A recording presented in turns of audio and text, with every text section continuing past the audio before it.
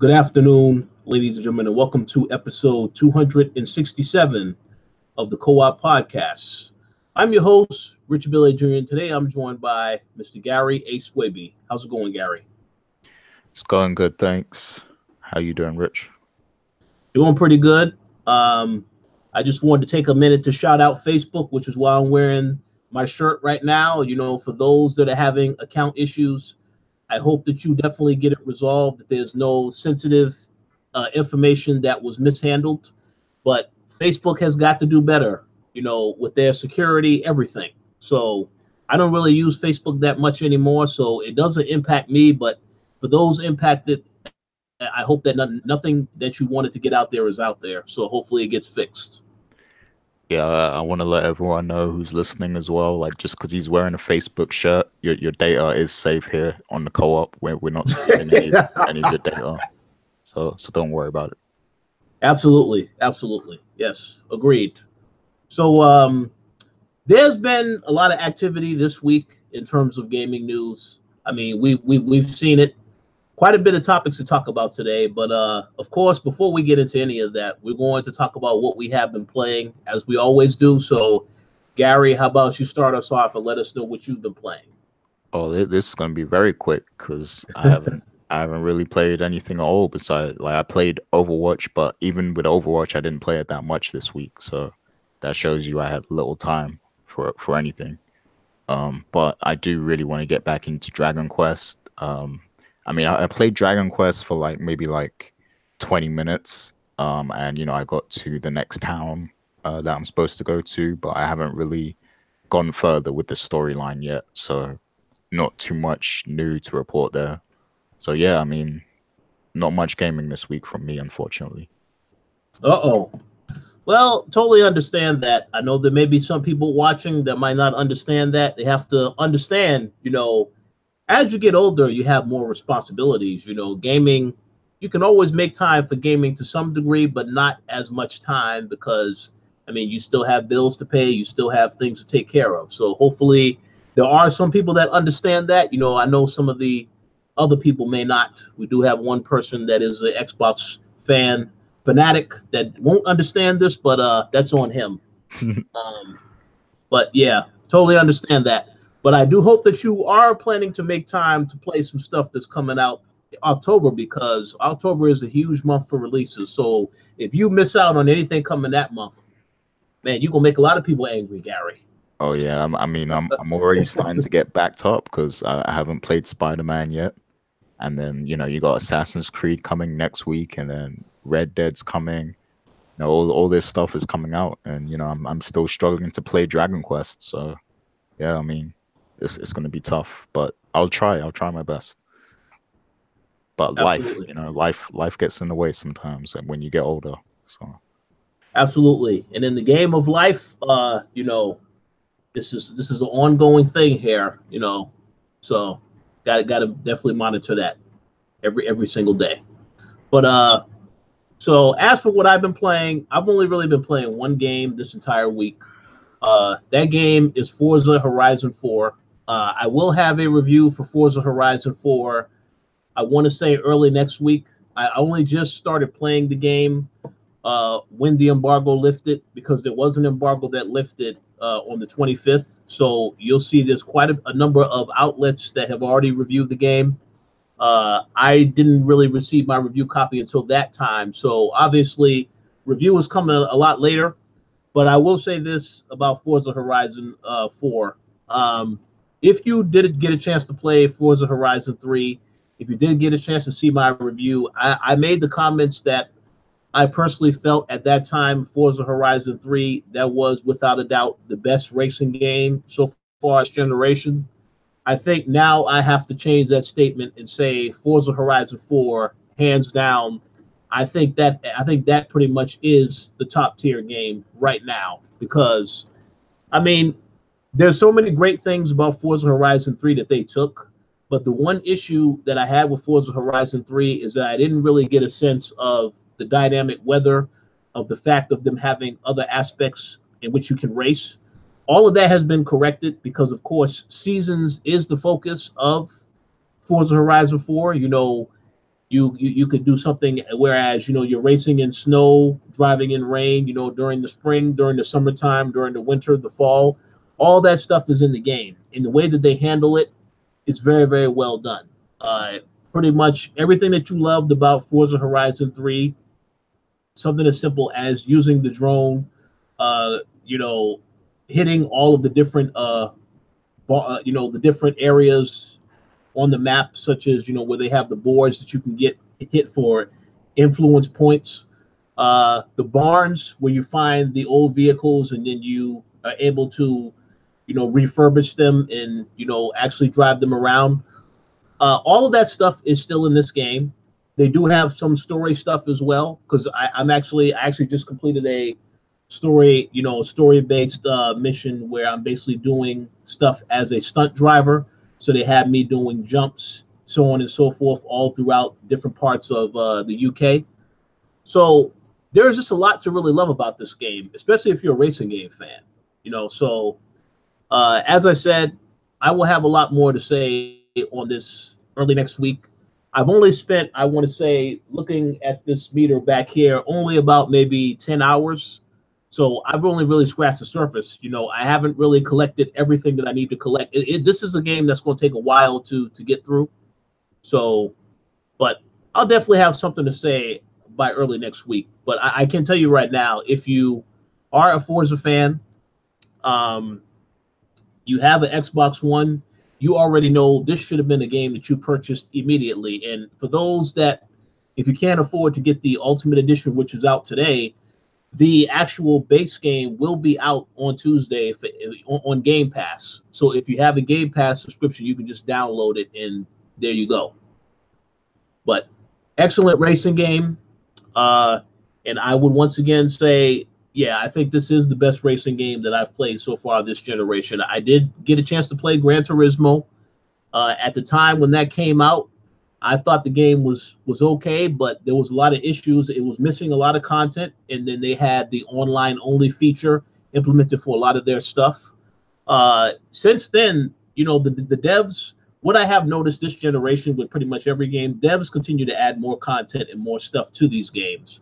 So it's like, even though you can review a game at a particular time, that game might be totally different a month, a couple of months, or maybe a year later, because devs might be continuing to add content to that.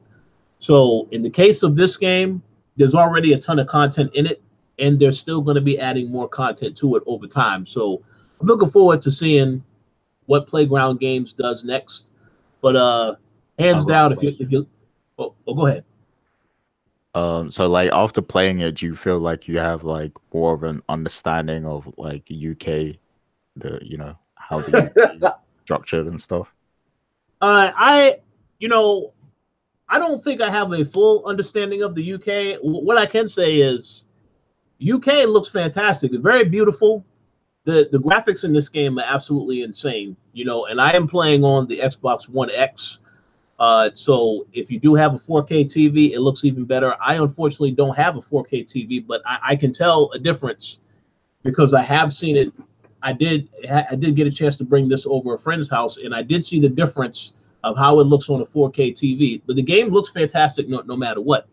But to answer your question, it does make me want to visit the UK and explore the UK a lot more, because they do have different areas that you can also just go. Like, they do have an instance where you can drive around the UK, and then they have these places called beauty shots, which I guess are of monuments that are actually located throughout the UK that you can actually visit. And that's just simply you go there, you stop there, you see your player will be standing outside in the area looking around. That's it. But little stuff like that, like it is about exploration to an extent, because you're able to drive around the city, find different roads that you can drive down, so on and so forth. So I will, at the very least, say the game makes me interested to want to go to the UK to see how realistic everything is compared to what they actually put in the game. But the game is a lot of fun.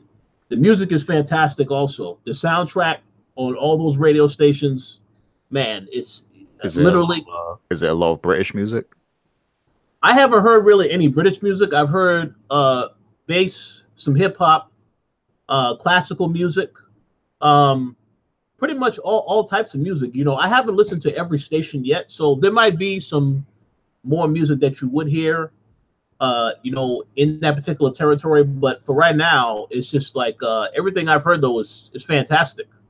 And like I said, this is a game where literally you will be playing, and if you're someone like me who likes to collect a lot of stuff, because I like playing games where you're exploring a place and you have to get all the collectibles, this is a perfect game for that type of person, because you'll literally go around the city. You'll see, oh, a new race is available. Let me go here.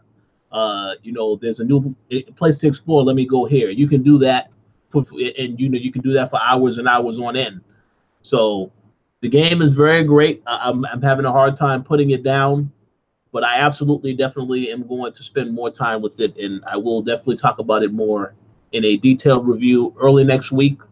I don't really know exactly if I'm going to have the review done in time for launch, because the game comes out on Tuesday, but I will absolutely try to, at the very least, so people will know what the deal is. But again, if you're a racing fan, you have an Xbox One X or just a regular Xbox One, you already know what this game is about. I would go pick this up immediately, because it's going to keep you busy for a while.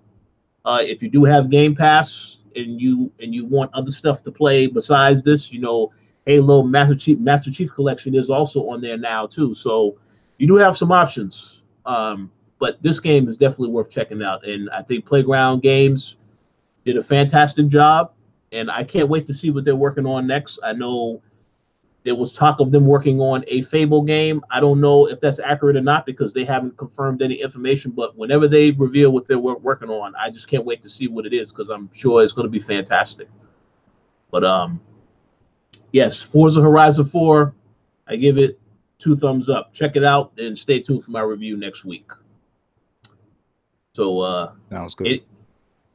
Any other questions about Forza? No, I'll leave it there. I'll ask you more later. But I am going to ask you. I'm going to put you on the spot now. Are you planning to get this on Windows 10? If you know, maybe it might be too expensive at the moment, but when there is a sale, will you consider picking this up? Yeah, I might actually get it. Like, you know, maybe later on, like once I play everything else. Like, you know, once I play all the big games like Red Dead and Assassin's Creed and Spider-Man, you know, maybe I'll pick this up and give it a go. Oh yeah, I forgot about Spider-Man. Yeah, you have a lot to. There's quite a bit of games to get into. Oh yeah, one last thing I did want to say, and I did actually get the platinum in Spider-Man as well this week. You know, it's if I can give any advice to anybody that wants to get that platinum, I would strongly recommend that when you do those Taskmaster missions, you definitely try to get silver or gold. Don't try to put in the bare minimum effort, because you will be, if you do that, then you will have to go back and play through it again. Now, most of those missions, I did get silver and gold, but there was some where I got close to the end of the game, I just wanted to get through it. So, but yeah, if you have the mindset to get silver and gold for every single mission that you do with the Taskmaster challenge, then you'll definitely unlock all the stuff you need to unlock, and you'll be able to get that platinum in no time. So great game. Very much looking forward to the DLC dropping next month. So shouts to Alicia Knight, because she told me that she got that platinum too. So okay. It seems like I guess a lot of people are going for that platinum. And I will say one thing, I think I have like 3, maybe 4 platinums, and 2 of the Infamous games are those platinums. So yeah, they like their games are quite fun to get the platinum rank in usually. So I agree with that 100%. I also have the platinum in Infamous Second Son. That was, I think, probably the 2nd or 3rd platinum that I got. So yeah, that's a Sucker Punch. The Sucker Punch. Yeah, but Sucker Punch. Wait, Insomniac did one of the other ones, so right? Oh no, Insomniac did Ratchet and Clank and oh, I get the Sunset Overdrive. Oh yeah, I know, because a lot of people, when they heard that the Spider-Man game was getting made, they wanted Sucker Punch. They thought Sucker Punch was going to be who was working on it, but you know, Sucker Punch was working on Ghost of Tsushima. which, in my opinion, that was the best looking game that I saw at, at PlayStation Conference back at E3. No offense to Last of Us. Last of Us 2 looked great, but this game, in my opinion, because it looks like something different and because it's being made by Sucker Punch, I think that game, I'm more interested in that than Last of Us Part 2. But we'll see. I'm pretty sure some people are going to be mad and they're going to leave some nasty comments because I said that, but that's just my opinion. Remember that it's my opinion, okay? So everybody's entitled to an opinion. Yes, but so we're going to go ahead and we're going to jump right into the topics because we do have a couple of things to get into. Some of these conversations might get a little controversial, so I hope everybody is ready. So first and foremost, we want to provide an update to the story that we spoke about last week on the co-op regarding Telltale Games. Obviously, when we recorded the show last Friday, that was when the news had came out that Telltale was shutting down, and the story has been updating consistently over the last couple of days, based on different aspects of what's going on with the actual studio. Now, I do have something I want to address with Telltale, but before we get to that, let's get to the latest of what happened with Telltale, and that is that we found out news about a former employee that is currently trying to sue Telltale for breaking labor laws. So, Gary, you actually have the story that you're looking at right now. Can you provide us some more details on what's going on between this employee and Telltale? Yeah, so basically, the employee is suing, Telltale because they breached, the laws which state that, an employee must be given prior notice before, their contract is terminated, before they're let go. And, they must have at least 60 days advance notice or the company will face financial penalties. So basically, I guess, one of the educated employees who knew the law, they decided to put out this lawsuit on them. And I wouldn't be surprised, actually, if there were a lot of legal firms out there that reached out to the employees to initiate this in the first place, because, they know the laws and they, this was a highly publicized layoff, so yeah, I think, this was probably inevitable. It was probably going to happen. And I support the employees as well, because you should be given notice, like, because, people have families, they have lives, they're dependent, that they're very dependent on, their employment and their money, and their finances. So they definitely should be given notice so that they can start to structure their finances before they have to leave and everything. So I support, any of these employees that want to, put a lawsuit out against Telltale. I support them in this because it's only right, So, what do you think? Well, I agree 100% that the employees is right in this instance. It's a very horrible situation the way everything was handled with Telltale. I actually had read another story that was actually written by Brian Crescente for Variety, in which he said that AMC and Smilegate, which is I believe that's a Korean company, they both were in talks to provide funding to Telltale. And when they both declined, this happened last Thursday, they were in talks to actually have a deal done with AMC, The Walking Dead, etc., and this other company, Smilegate. Both of the companies declined on Thursday. The day after that is when Telltale shut down. So obviously, it's a very quick turnaround time for this particular news because, as the story stated, everybody who knew about this deal that was going on, they were led to believe it was a done deal. So it definitely had to be devastating to get this news all of a sudden that the deal is off and you are no longer going to be working here. That's very, very devastating. One thing I will say, just to keep it honest and to be as transparent as possible, I mean, I'm not a developer. I have appreciation for the work that they do, even though I can fully never understand the amount of blood, sweat, and tears they put into these projects. But I can say that as a contractor, I have been on many jobs in the past where you are told the contract is going to end at a certain point in time, and then it ends up ending before the time that is supposed to end. So I've been through that situation a lot, and it's not a good situation. You know, obviously you always try to plan for certain things. You know, you save up a certain amount of money, but you can never really determine how things are going to go. So I do feel bad for the employee, and I do side with them in this particular instance.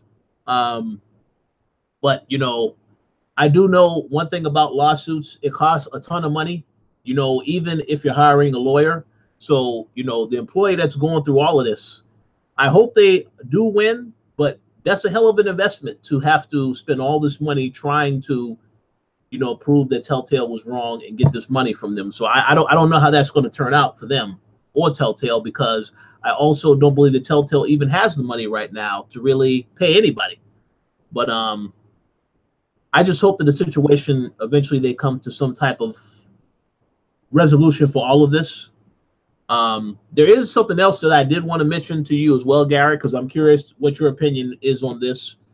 I do know that after this news happened regarding this, the studio shutting down, and this actually happened a couple of days later. I think it happened over the weekend, or maybe it was on Monday. There was a tweet that Telltale sent out saying that they confirmed that episode 2 of The Walking Dead was still released, and it did come out on the 25th of September. But they said regarding episode 3 and 4, we have been in talks with other partners that want to see it get done, and we will provide an update on this in due time. Now, one debate that I did see building after that tweet was a lot of people saying, well, hold on, you need to worry about paying the employees first. And there was also another majority of people who said, "Wait a second, I want them to finish Walking Dead, because a lot of people picked up the season pass, so technically they've already paid for an entire season. In episode 3 and 4, no one knows what's going to happen with that yet." So I wanted to ask you, Gary, where do you fall in this particular debate? Do you side with the fact that yes, they 100% should be paying the employees before they worry about finishing the season, or do you think that they have an obligation to the customers to get the season done still, regardless of what's going on with that situation? Yeah, this is why this situation is so like it is super messy. Because yeah, I mean, you have, you know, hundreds of thousands maybe, or maybe a bit less than that, of people that bought this game, and they expected to get a full season. Um Now you either have to refund them, or you have to give them the content that they paid for. Otherwise, it's completely not fair. And at that point, you might even get lawsuits from customers. Eventually. But I mean, the people making the game definitely deserve to be compensated. So I kind of side with them the most, because they're putting in the hard labor, for us to enjoy. So I think they deserve to be, compensated for their time the most, just because, I've heard the stories that they were doing lots of overtime hours, and, they weren't really making the money they should be making for working all those hours and stuff. So those people definitely deserve to be paid. And consumers, I mean, you got 2 episodes, and I know it's not what you expected and everything, but you can look at it as a donation, I guess, for those people who did work hard to produce those 2 episodes. But I think those people definitely deserve to be compensated to some capacity, especially given how this situation unfolded, and with them being let go without no notice. So yeah, they definitely deserve to be paid first and foremost. Where do you fall on it? Uh-oh. We having technical difficulties here. I think Rich might have frozen. Let's see if he comes back. But yeah, I definitely feel like the staff, the employees at Telltale definitely, they deserve to be paid, first and foremost before refunds or anything like that are issued to customers. And this is just a testament to how irresponsible the management and the CEOs and everyone running that company were, because it's like, how do you let it get to this point where you can't even like give your employees notice that you're closing down? Like, it's a little crazy, to be honest. Like, they definitely mismanaged that company, and I think it's quite sad. And this is something that happens a lot in gaming. It happens more so than in a lot of other heavily publicized industries, I think. You always see and hear about studios closing down, and it's a really sad thing that we experience that in the gaming industry, especially when these games appear to make so much money. I mean, of course, we don't know the work that goes in behind it and the money it takes to develop, these high scale games and stuff. But we just assume that these companies are making a lot of money because the games are so expensive. But I don't know. I mean, I guess it really does depend on the practices of the studio and everything like that. But yeah, I'd like to hear more thoughts from people, people listening and everything. So if you're listening, then definitely let us know what you think and where you fall on this. Do you think that the everybody deserves to get refunded who bought the game, who bought the season pass? Or do you think that those people should be paid first and foremost before they even think about completing the season of Walking Dead? Definitely let us know what you think of that in the comments, because I think this definitely needs to be a big discussion in the gaming industry, and we as consumers, a lot of consumers tend to just we disattach ourselves from the actual business around gaming. There's gamers out there who don't even pay attention to this stuff. There might even be a lot of them that don't even know that this happened, and they might even be expecting their game to still come. But we need to, I think we need to be more understanding of the development side of gaming and know what it takes to produce these games. So yeah, I mean, this is a discussion, it's a dialogue that needs to happen, I think. So real quick, I'm just gonna, let me see, Richard just sent me a message. I think he's on his way back. Oh, okay, there you go. He said Windows randomly shut down. Now that's so ironic. Like, Microsoft is so typical, man. Like, this is an issue with Windows 10. Like, they just randomly shut your whole computer down, like, without warning. It's crazy. Like, I don't understand. All right, we got Richard back now. You good, Richard?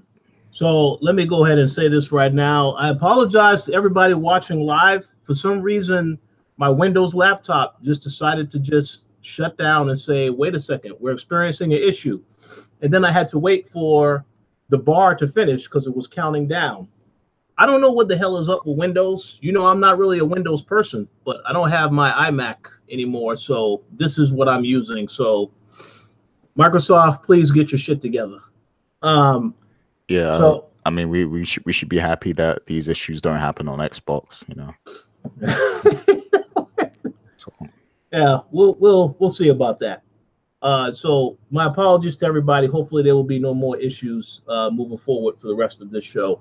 But yeah, I'm just gonna make a quick comment because I'm sure I heard what you had to say. If I missed some stuff that you said, I'll be sure to listen to it later. I just was gonna say in regards to Telltale, to wrap up this topic, I definitely side with the employees. I think that they should get the severance that they deserve. I know as customers, a lot of us, if we spent money on a season, such as with The Walking Dead, I was one of the people that did purchase the whole season. So to not get 3 and 4, it would be unfortunate. But again, I would never put that above people's well-being. Hopefully they're able to recover. I mean, to me, the story with Telltale is a story that's been happening for the longest time. We already know that there's a lot of gaming companies that get shut down or they have financial hardships. This happens all the time in the industry. One of the main reasons why I personally would never pursue a job in this industry is because I am afraid of it being stable. I hear so many times people that I know who work in this industry where they're always going from job to job, or you work on a game for a certain amount of time and you know that it's over. After that, you're looking for work again. So I think knowing that, you got to understand the situation. But with this here, knowing that they didn't have no notice in advance of anything, it's like they knew day and date, oh, it's over, and you will not be getting any severance pay. That's a horrible situation. So hopefully they are the ones that do get taken care of. But what people should remember in all of this is that I'm pretty sure Telltale doesn't have any money right now. So how are they going to be able to pay for these people if they have no money, period? I mean, I would think that if you get somebody who is a partner to come in and do episode 3 and 4, 9 times out of 10, I don't know if Telltale is going to be responsible for that. I don't know if that person is going to cut them a check. I mean, we don't know how any of this other stuff is going to be handled because, from my understanding, I'm pretty sure that anyone that does come in, they're probably going to be the ones that are going to be working on this, whatever studio decides to jump in and do this. I don't know if Telltale is going to hire back the people who were with the studio to finish off this stuff. I mean, no one knows any of that information yet. So we have to see how that is handled. But I definitely think that the employees should be the number one priority, because if it wasn't for them working on this stuff, you wouldn't see this stuff. But one thing I will say in regards to Telltale, I know they actually, a couple of weeks when they released it back in August, when they released the first episode of Walking Dead, sometime after that, they released a schedule of when you would get episode 2, 3, and 4. And I did notice that there was a month in between 3 and, in between 2 and 3. So I think that's a ridiculous schedule to work on with this game. Any studio taking note, if you're going to do the episodic content, maybe you should actually finish the game in full, or finish it to an extent where there's not that much work left to do. Because I'm thinking in my mind, if you're giving these people a month to finish 3 and 4, that's a ridiculous schedule, man. I mean, that's a lot of overtime. And again, we don't know how much was done. Obviously, character models were already done to a certain extent, but all the animation, all that other stuff, it takes time to do all of that. So I think that's a very unrealistic schedule they had, because initially, had episode 3 and 4 actually still came out, this would have been coming out in November and December. And after you had episode 1 and 2 in August and September, that leaves, in August and September, that leaves October wide open. So I just think that's a bad situation all around, in a really bad work schedule, because people would have definitely been crunching at the last minute to get this stuff done. So hopefully moving forward, any studio that decides to do episodic content, they will have a better schedule in place. You will not overwork your employees. But I just hope, again, the people who were working on this game, that they eventually get their what's coming to them. Obviously they'll have other job opportunities, but they still do deserve to get something from this. No severance. I think that's a load of BS. But that's just my personal opinion on it. Yeah, I agree. And also, I saw that one dude who on Twitter, I think it was, where he said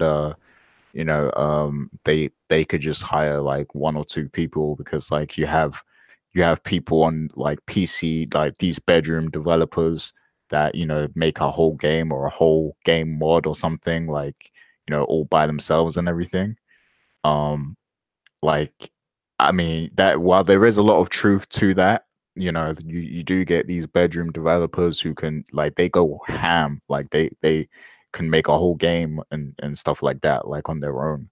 but I will say, like, this is, you can't you can't compare everything, because it's like it's all about the procedure. And with the Telltale games, it's like they have a specific procedure that they follow. I'm sure they have like a set procedure that they work with, and they probably allocate different work to different teams and stuff like that to make the process more smooth. So um you can't just apply that logic to this, because they I mean, maybe they started as a smaller studio, but now they've grown, and they've set their own formula on how they do things. So to just say that they should just hire two developers to finish it, that might be a lot of work for just those two developers, because of how they've set about the business and stuff. So I don't think it's appropriate to say that, it's, or because when you make comments like that, you're applying that the work is easy also, and that it doesn't require all those people, and it probably does. So it's probably not fair to make that statement, even though there are developers out there who solo or duo a game together. But it's not fair to say that about this, because we don't know their procedure. So I agree 100%. Yeah, we don't. So again, definitely want to wish the employees well that were affected by this. It is a horrible situation to know that a job is ending, but then to not know in advance. And then, of course, the bills are still coming in. So, I know how that situation is. So I hope that they're able to recover. Um, and in regards to Telltale, hopefully they are able to do what's right. And once they do get some money, they are able to provide severance to these people. But that's to be determined. In the meantime, uh, just have to see what comes next from all of this. But bad situation. I'm pretty sure maybe there will be another update that we'll have in time for next week's show. Who knows? But again, just wishing well to everybody impacted, and we'll see what happens next. So, any other thoughts before we move on to the next topic? no, that's it. Okay, so this is another quick topic to get into. I think this is pretty much some big news. We did receive some information this week regarding Microsoft. I know that they had their Xbox show that they normally have inside Xbox. Phil Spencer did announce two things. First, he announced mouse and keyboard support is finally coming to the Xbox One. That's great. But then he also announced that the XO event is coming back November. The date is November 10th. And he said that at this conference, it's going to be taking place in Mexico. But at this little conference slash live stream, there's going to be a live stream that anybody can watch. They're going to have both first party and third party studios there to show stuff. So in a way, this is like another bonus show for Microsoft, because of course they had their E3 conference. They had that conference back in June. They had a Gamescom show, like a little stream that they had. So my assumption is that this is going to be very similar, but there may be some major announcements at this particular show. I know Rare was actually announced as a acquisition by Microsoft at this show in the past. So first and foremost, I wanted to get your opinions, Gary, on the XO event, whether or not you think Microsoft is going to announce some big things at this event, or do you think that this is an event that nobody should really expect any major things to be spoken about at? Yeah, I think Microsoft are in a place now where they can start to roll out announcements now and start to talk about the future more, because they're starting to get themselves together and get more secure. They're starting to, they bought studios, so they have studios at the ready working on new games and experiences. They've probably bought new studios behind the scenes that we don't even know about yet. So maybe they could talk about, new studios that they've bought. So yeah, I think there's a lot they can really talk about the future. And I mean, I'm gonna have a lot more to say on this when we get to later topics as well. But yeah, I mean, given how things are playing out, I think Microsoft are in a good position. I mean, I'm gonna stick to my my previous statements and say they don't really have that much this year. I mean, Forza looks great, and but I don't feel like they have that much to offer this fall in particular. But if you look at next year and beyond, I feel like there's a lot of potential there for Microsoft. So um, I think that they're going to use this as an opportunity to let us know that they are making a huge effort to bring more content to Xbox.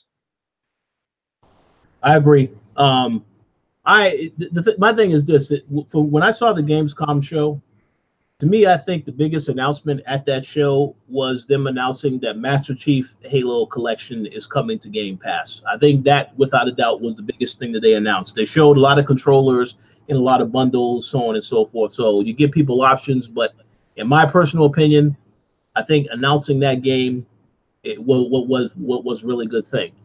With this particular show, I know Microsoft has already said in the past that they are going to talk about more studios that they are going to acquire. They're going to continue to acquire studios, even though it was very impressive what they spoke about at E3.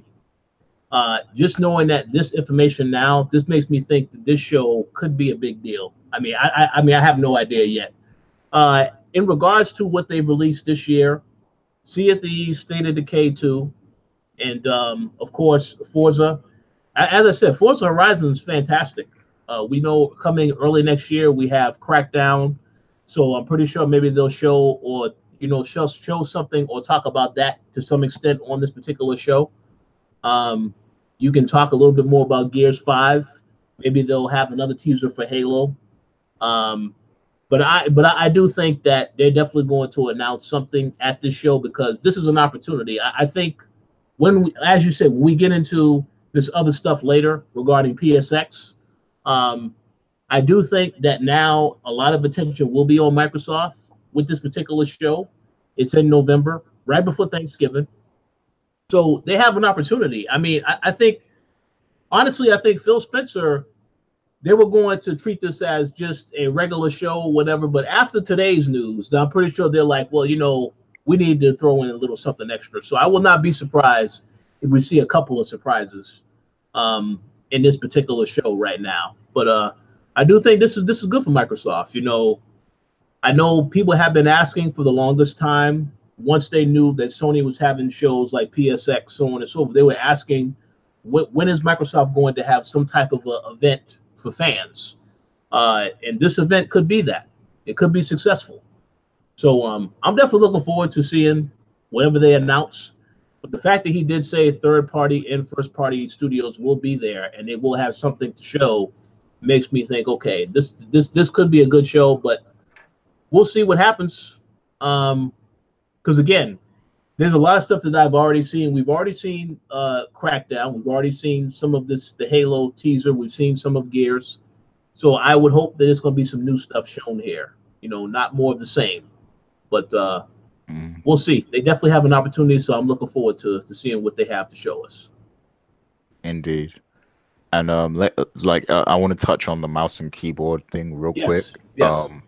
So I think it's great that I think all consoles should have this option, but the way that this works is the actual developer for each game has to allow it, so they have to activate it for that particular game for it to work. Now I think they're doing this mainly for like RTS games and things like that. But I will say they probably won't activate this in competitive shooter games because it will be like you don't understand how much of a disadvantage it is for a keyboard and mouse player to play against a controller player. Like it's a huge disadvantage for the controller player just because of the way you can move your mouse compared to how you move the analog sticks. Like it's a lot quicker to move a mouse, like so you can have incredible like aim. You like somebody could be giving you crazy headshots like all the time, like, and you're just the analog stick is a lot slower than the mouse, so and it's a lot more restricted to the movement and stuff. So I don't think they'll allow this for every game.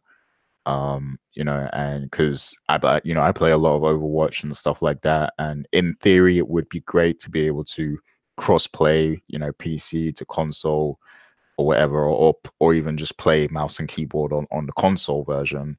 But it just wouldn't be fair. So, and that would probably ruin the fun for a lot of people. So, you know, those people who are excited for it, you know, it's great that it's there now, that it's an option. But I don't expect a lot of developers to allow the option on console.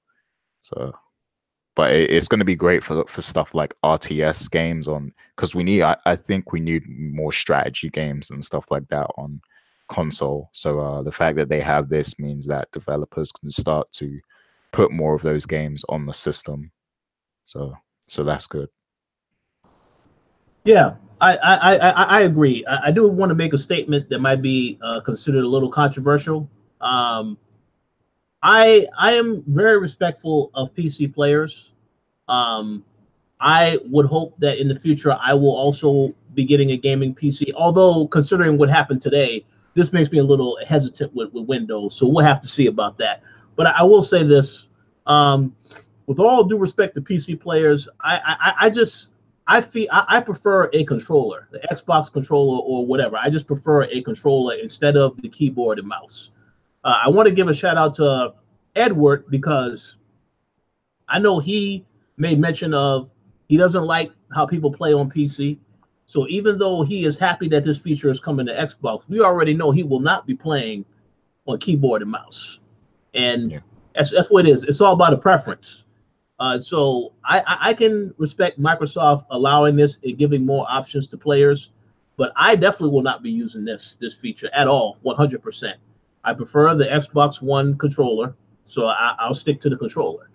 But for Yeah, those, and there's another thing as well, like because there's a huge misconception that on PC you just play with the mouse and keyboard, but you can use an Xbox controller on PC, and there's actually games that I would rather play with the controller on PC, like they're third person games mainly, and like certain RPGs and stuff. I would rather use the controller to play it than keyboard and mouse. But for shooters and stuff like that, I'm always using keyboard and mouse.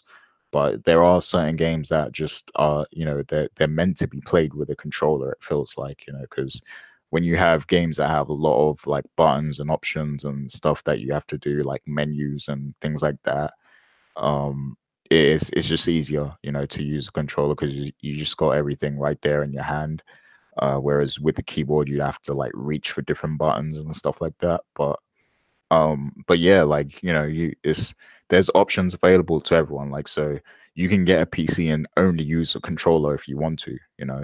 So I think that's a big misconception to some people. Like they feel like it's too much of a barrier to learn how to play with keyboard and mouse and stuff. But you don't have to. There's actually people who play Overwatch on PC with a controller, and I'm sure they get murked a lot of the time, but is that the option is available to you if you want to do it. So, and I'm actually in the market for a new Xbox controller myself because I don't have the new Xbox One version. I'm still using a 360 controller. So I'm going to be buying a new Xbox controller soon, the Xbox One version. So yeah. absolutely. Yeah, yeah. I mean, it's great to give people options. I applaud them for doing that. I do think this particular feature should have came a lot sooner than now. Like when they first announced that all of their games would also be playable on Windows 10. That is possibly when they should have had this announcement where, oh yeah, and you can use keyboard and mouse on your Xbox as well. Now I think that is when they should have made this announcement. But I mean, better late than never. And it's always good to give people multiple ways to play a game. So I don't have any problem with the announcement. Um, but I just know for me personally, I will not be playing any game on Xbox that way. I'll stick with the controller because yeah, I can do a lot with the controller. I don't have to worry about pressing all these different buttons and then using the mouse. It's too much. But I definitely respect those that prefer keyboard and mouse. So it is what it is. But any final thoughts before we move on to the next topic? No, that's it for that topic. Okay, so this is where the controversy comes in, ladies and gentlemen. So make sure you fasten your seatbelts. We need to talk about this major news story this week regarding Sony now allowing cross-platform play with Xbox One and Nintendo Switch for Fortnite. So I do have some things I would like to say on this, but I'm going to go to you first, Gary, to get your thoughts on this, because we knew that this was a lot of pressure behind Sony to do this. So now that they've done it, what are your thoughts on how this situation unfolded? Yeah. Now, like with me, I a lot of times I look on things in different layers. Like I look at it from multiple sides. So there's certain things I agree with Sony, and certain I can see why Fortnite players want to crossplay, and I fully understand it, and I think crossplay should be a normal thing myself. But at the same time, like if I'm Sony and I have my own business, my own platform, my own ecosystem, I don't want my users to go outside of the ecosystem. So I understand Sony's standpoint on it.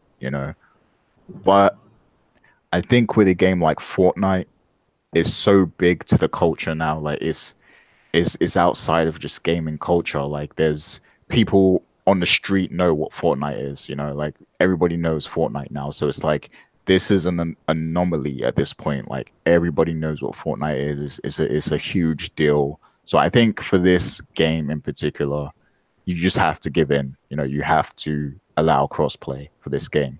But I don't think Sony should allow crossplay for every game though, because I mean, this is business. Like, it's I understand Sony's standpoint. Like, business is business. You want people on your platform. You want them to buy into your platform and your experience. You want people, you want your own gamers to play with other people who've got the console. You want the people who buy your console to persuade their friends to buy the console and play together on your platform.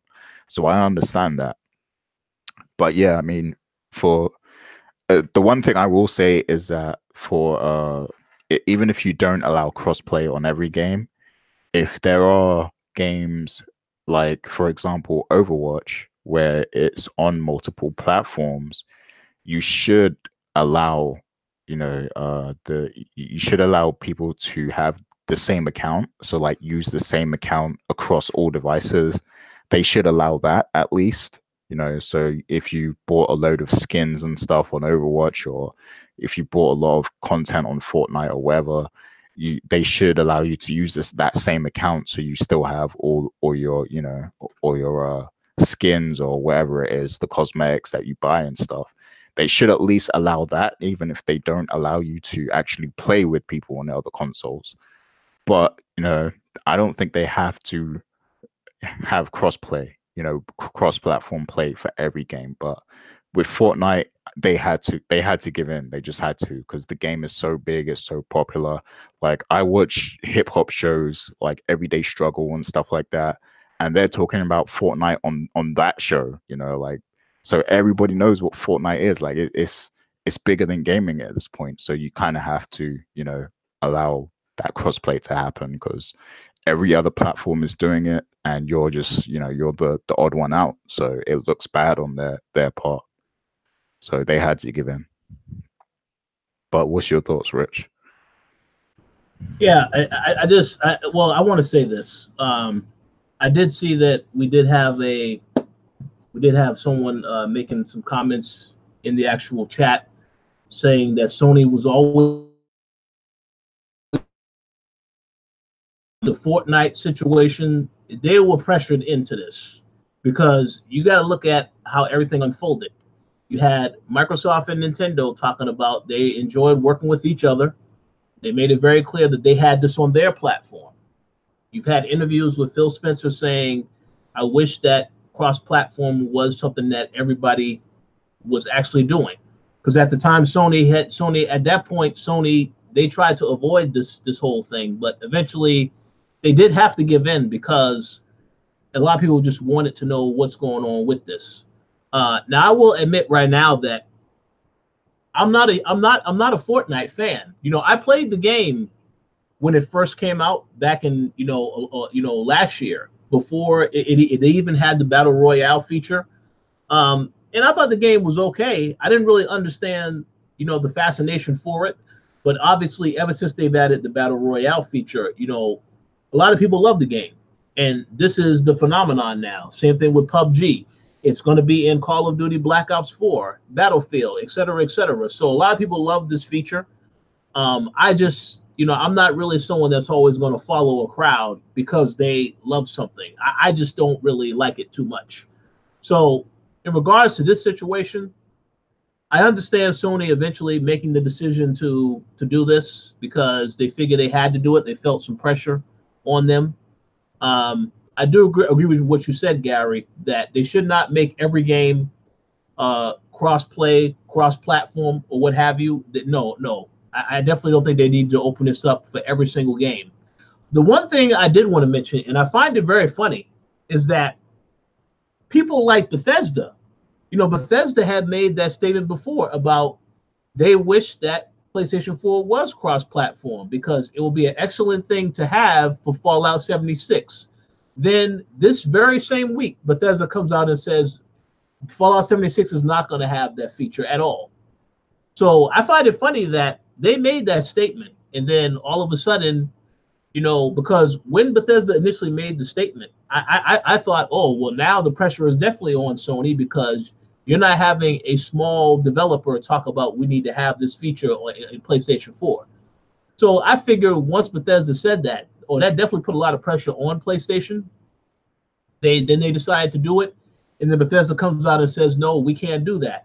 And I just saw a story published today in which Activision also said, well, we definitely, it's going to take us some time before we are able to also do this for our games as well. So I find it interesting how, once Sony finally did say yes, we'll go ahead and we'll do it for Fortnite, that some of the people that have been, some of these companies that have been wanting to see this happen, now they've taken a bit of a step back and they said, well, we need a little bit more time to get ourselves in order. So I thought that was a little hilarious to see that. But with all that said, though, I mean, it is great. It's great for everybody that wants to be able to play with friends who have other consoles. I think we can all agree it's great for gamers to be able to play with everybody. I mean, this is a community after all, and everybody should be allowed to play with whoever they want to play with. So I applaud that. Just I'm curious to see where it goes from here, because I did have a conversation with Tony Polanco about this after this announcement was made. And I said, well, how long is it going to be before people start complaining about other games that don't have this feature, such as, okay, there you go. I see that. Such as Rocket League. They haven't really announced anything for that yet. So I could only assume that while people are happy that now there is cross-platform with Fortnite, I want to know how long is it going to be before gamers start complaining, well, why isn't this feature in other titles? And then at that point, Sony's going to have to consider whether or not that's something that makes sense for them to do for whatever particular game it is. But I do think that it is good, once again, for everybody to be able to play with each other. That's awesome. But I do think that now that Sony has said, yes, we'll do this, this is going to get a little crazy with some of the requests, because I'm pretty sure there are going to be other people that will request, what other games can we have this feature on? I'm pretty sure that's already starting right now. So I hope they are prepared to deal with that. But this news definitely opened the floodgates, and now you're going to see a ton of developers and people demanding other games that should be crossplay now.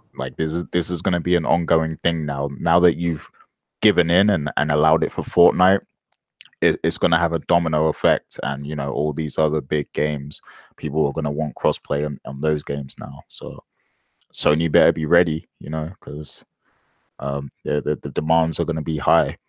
And I will say, for those other developers like Activision and Bethesda, I don't think this probably isn't an overnight thing that they can just activate. They probably do need to add a lot of codes and testing and things like that to make it work smooth.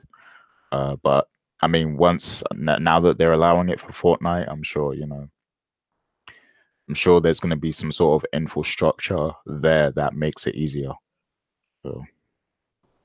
Oh, absolutely. I mean, I would imagine that, hopefully by next year and of course next generation, that this might become something where it's definitely going to be a feature that everybody will be using, or they will at least have an option to use. I just find it funny how Bethesda, Pete Hines, they were saying that they really wanted to do crossplay with Sony, but Sony didn't allow them. So now that Sony says yes to Fortnite, now they back out and say Fallout 76 will not have this. So I thought that was interesting. I mean, I really was taken aback by that announcement, but I definitely expect Bethesda to figure out how to do this and have it in their games, since they were among one of the first studios to say that this needed to happen. So we'll see what the future looks like, but at least we know this fall, Fortnite 76, I'm going to say Fallout 76 and Call of Duty Black Ops 4, this option will not be even something that you can even do. So we'll see what happens, though, after that. Yeah, we'll see. Yes. So any other thoughts before we get to the major developing story that happened today? Let's get to the big news, man. We're gonna upset some people here.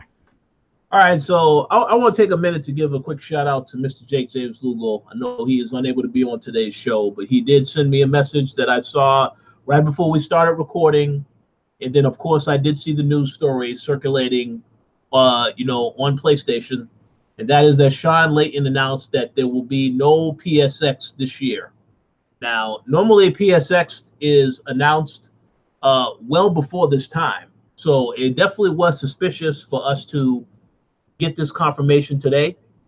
But we definitely have to talk about this because, as I mentioned earlier, with Microsoft having this conference in November, this is great because it now puts attention on Microsoft for in terms of what they have coming next.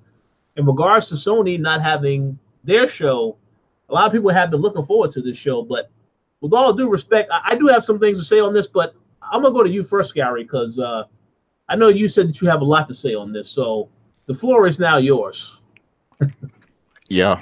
Now, before I go into this, I just want to say, 2017 was a great year for PlayStation. But before that year, I was a little disappointed, but 2017 came and Sony delivered. It was an amazing year. This year, they continue to drop some things. God of War, Detroit. We got some Spider-Man. We got some good stuff. This year. But now, leading into 2019, I have to say the well is starting to dry up a little bit for Sony. And I think that's, it's kind of showing in these most recent actions. Now, if you go back to E3 2018, that showing was a little questionable there. You had people walking to different locations and stuff, like filling up time, dead space at the conference and everything. So yeah, it was a bit shaky. They showed like a total of 6 games or something like that. And some of those games aren't exclusive. So yeah, I think it's starting to look a bit shaky, and I think they're just shifting direction now. I think they're looking towards the future in PS5 at this point. Now, we know that we have Days Gone to come. We have Death Stranding. And what's the other game? There's another game. Oh, man, Gary, you're missing the most important game that fans are going to be very angry. The Last of Us Part 2. Yeah, that's it. Last of Us Part 2. There's still 3 big games coming, like 3 big exclusives that we know of, and Ghost of Tsushima as well. That's another one. So there's 4 games there that we know are coming, and I really think that's all they have in the pipeline, to be honest. Like, I think that's it, and they've shown those games, like, and Kojima's probably, you know, he's probably getting lost in his development cycle and trying to figure out, you know, how to present this game to the world again, you know, because people are still confused. So he probably doesn't have anything new to show. So I just think, you know, they don't have anything else to show right now. And those games that, you know, we know of, that's pretty much, that's what's on the cards right now. And they're not ready to show anything new yet. So I think that's really all they have, you know, to be honest with you. We know there's a few third-party games like Shenmue 3 and Final Fantasy, but these are games that are probably going to end up on Xbox 2 at some point. So, you know, you can't really call those true exclusives, you know. So I just think the well is drying up, to be honest. I mean, we heard news earlier this year that they're already working on PS5, and you know, what were they saying, like 2022 or something like that, or they're ready to release it. So I never heard that date, but we'll see about that. Yeah, I can't remember what the date was, but they were saying it was kind of close. Like, you know, they were saying the PS4 is winding down, you know, it's coming to the end of its life. And I think that's what's going on here. You know, they're just like, you know what, we don't really have much to show right here. Like we've kind of shown trailers for these games already. So let's just cancel this event. Like we don't have anything. And I mean, look at what they did last year. They had a talk show, you know, they had a talk show on stage, like a chat show, like Dr. Phil or something like that. That's what they did. So I just feel like, you know, they don't know what they're doing right now. They don't have much going on. So it's like, you know, let's just not do this event. You know, we don't have much else to show. So that's really what I think it is. So let me just start off by saying, just so people know, this particular conversation wasn't scripted, so I didn't know what Gary was going to say at all when he was going to talk about this topic today, just so people know in advance. I actually have a couple of different thoughts on the subject. So we'll see which direction the conversation goes in from here. But in regards to them deciding not to have PSX, I actually don't think it was a bad decision to not have it, because they have, for the most part, they've showed a lot of, you know, every single year they've shown, they try to go all out with showing a lot of stuff. I know the E3 that we missed, where they show Final Fantasy VII Remastered, and you know, the last Guardian, you know, people are still talking about that show. And then of course, to be at some of these shows, because you was there, not this year, but the previous year, you was there with me at E3, and to actually be in the building watching their Sony conference, when you see what they did as far as putting on a show, it absolutely was fantastic. And I believe that was the show where they revealed God of War. We were there in their front row with Hip Hop Gamer and a whole bunch of our other close friends. Shout out to Reggie, aka Weapon X. So that was a great experience. So when I heard this news today about them not having PSX, I thought to myself, this isn't bad, because in my opinion, they've done a great job with what they've released this year. You know, Detroit was a good game. I know some people will look at me and be like, oh man, you have horrible taste in games. But no, I enjoyed the game. God of War, that's a game that's going to be in the discussion for Game of the Year. I'm pretty sure of that. And I haven't even finished God of War yet. And then, of course, Spider-Man. And the fact that they have 3 DLCs coming for Spider-Man, October, November, and December. So people will still be playing that game, or they may get a chance to go back to it. I mean, I don't know how they're going to make time for it in October, but they'll definitely go back and check it out for the rest of the year, because there's going to be DLC to keep that going. But with that said, yeah, they definitely, I fully believe when they say they don't have anything else to show, because I mean, they've showed a ton of stuff. Now let's have a fair conversation about what we have seen. I am absolutely not impressed with anything that I've seen from Death Stranding. Kojima, I know no information about this game other than the footage that I've seen, and I do think that game could very well be disappointing. You know, I ask myself, is this about Kojima as you know, people are really getting enamored with him as a creator, and they just think it's going to be amazing? I mean, and I think that a lot of people are going to feel that way, but what I've seen so far of the game, I am absolutely not impressed whatsoever. The Last of Us Part 2, That's probably coming out next year, I would assume, or it may be coming out, closer to when PS5 comes out. Who knows? But yeah, that game is going to be great. We know Naughty Dog; they always put out great games, so that's going to be good. As I mentioned earlier, Ghost of Tsushima, that's another game, looks fantastic. That's probably the game that I'm most interested in from Sony. So obviously the devs need to work on these games. So they can't really show too much more of this stuff because they showed a lot so far. And with Death Stranding, I mean, all I've seen is cinematic footage. I haven't seen any gameplay yet that actually looks interesting. So I'm not really sold on that. I will say one good thing. Like, there's only one good thing I have to say about Death Stranding so far, and that's the short teaser with Troy Baker. Yeah. That did a lot more than any other previous footage shown, like to get me excited for the game, because now it's like you have some kind of interesting villain type character, so that got me kind of like a little tiny bit interested, but beyond that, like I'm just not interested at all. So I believe Tony also said the same, that made him interested, but we still need to see something for this game. I don't know what the hell this game is supposed to be. So Kojima has a lot more to explain with that title. And when you think about the fact that he says it's going to release, I mean, there's no really hard release date. He did announce that, it might be out next year, who knows? But the fact that, with a lot of these games, when we went to E3, I thought we were going to get some release dates for Ghost of Tsushima, Last of Us. We didn't get none of that information. So I think when you think about it, yeah, they're going to definitely hold on to those. They're not going to announce, because obviously if you show a game too early and then it's not coming out for maybe 2 or 3 years, Sony already said they didn't want to do that no more.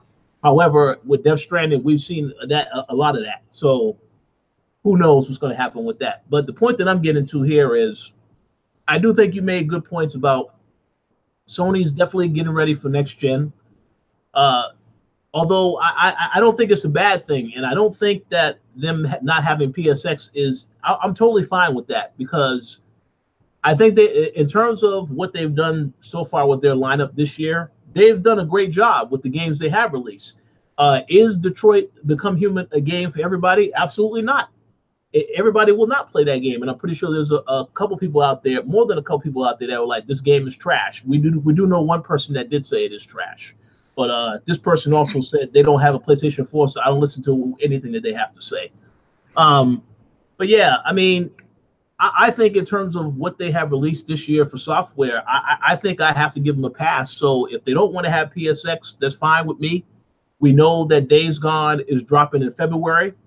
So maybe we'll get another trailer, some type of other footage for that before the game drops. That's fine with me. But I think the devs do need time to work on these games. So I would much rather they not show anything, and then they show something that is close to being done or release it. So I'm fine with that. But I do think you made good points about them getting ready for PlayStation 5.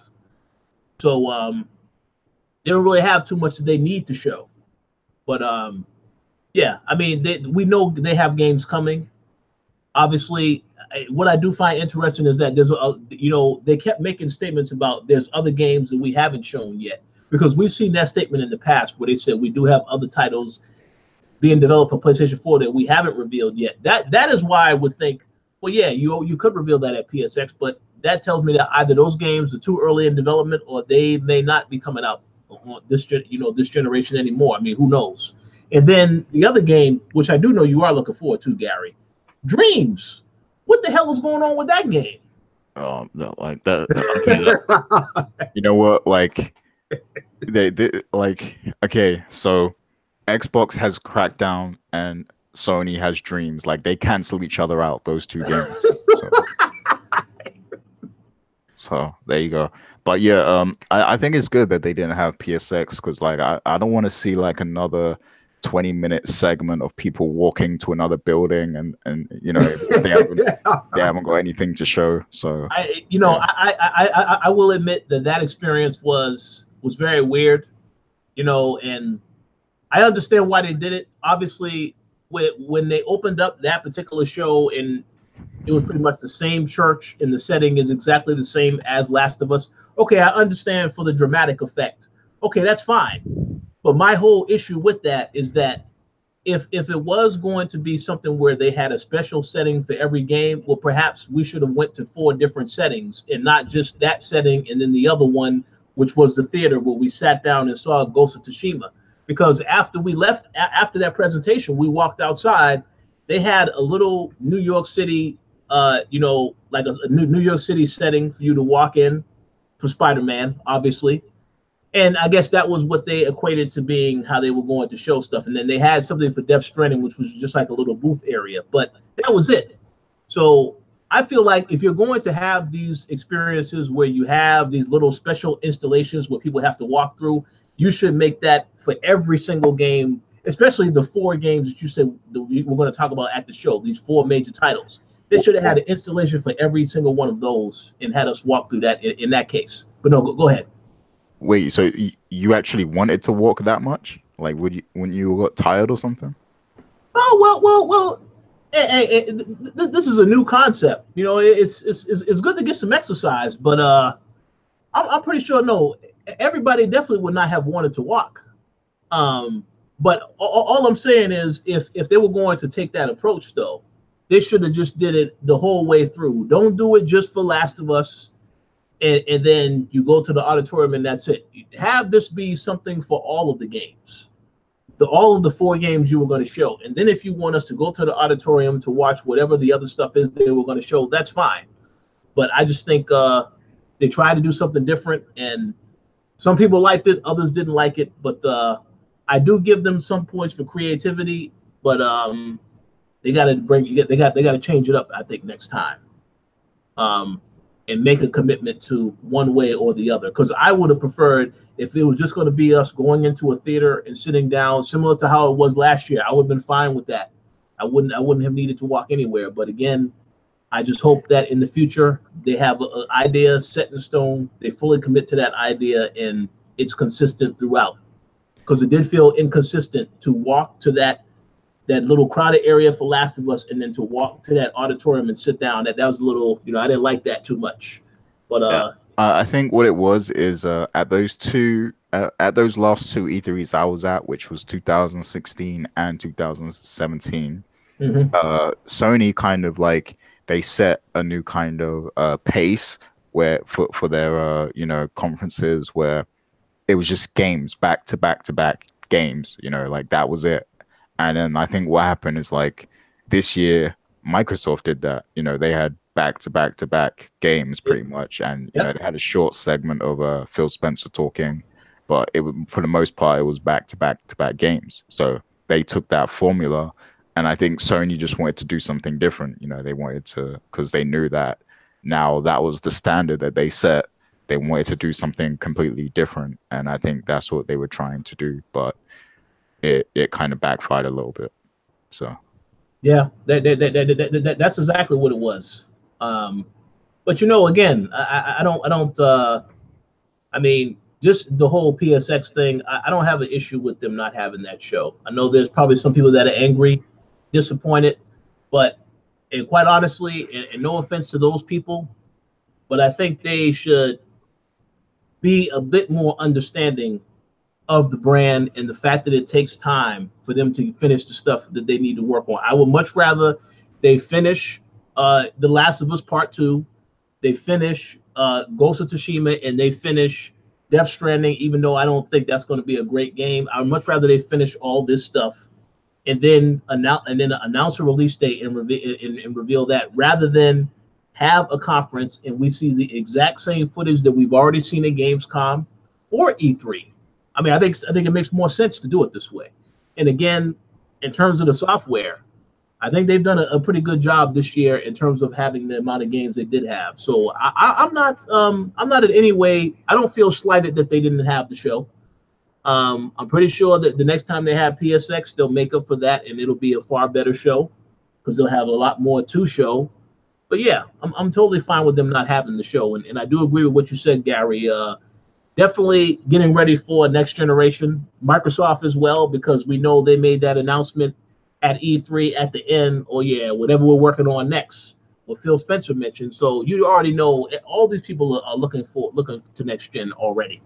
Nintendo, I don't think so, because Switch is, still not, it hasn't been out that for that long. So, but Sony and Microsoft definitely looking towards the future. So I'm totally fine with this approach.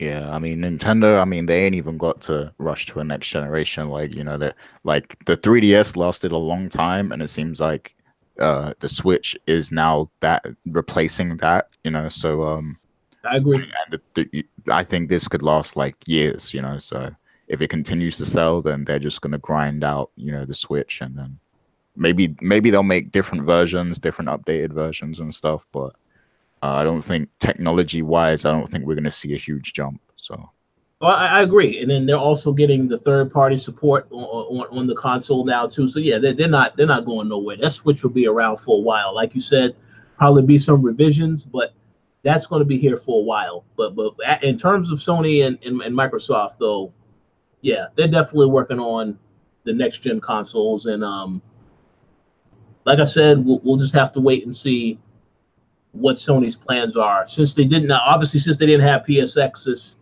it's going to be some questions as to what they have coming next. But again, we already know that that Days Gone is coming. I believe it's February 22nd. So that's coming. That's fine.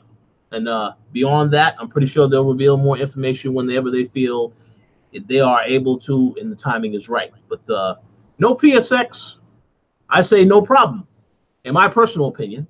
But we'll see what happens. I'm curious to hear what everyone else has to say, who's either watching the show now or they'll watch it later. I'm very curious to hear what their opinions are on PSX, as well as everything else that we've been discussing. Yeah, I mean, it seems like a lot of people are fine with it. Reggie, shouts to Reggie. He's okay. Shout out to Reggie.